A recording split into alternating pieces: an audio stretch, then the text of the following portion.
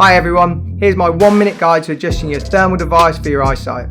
If your thermal image always seems a bit fuzzy, this will fix it. First, if you wear glasses, decide if you plan to keep them on or remove them for looking through your thermal. Eye cups on thermal block peripheral light, but you can fold them down or remove them if you want. We'll keep them on here. So here's how to fix that fuzzy image with this diopter control.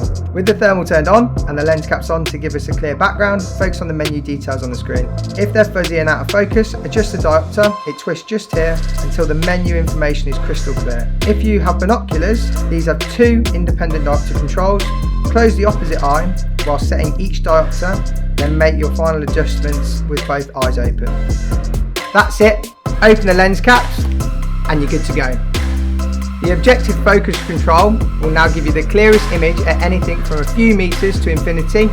Pulsar diopter, done. If that was useful, share it, give us a comment or a thumbs up, or for 1 minute tips from me, Matt at Thomas Jacks, click the I or subscribe.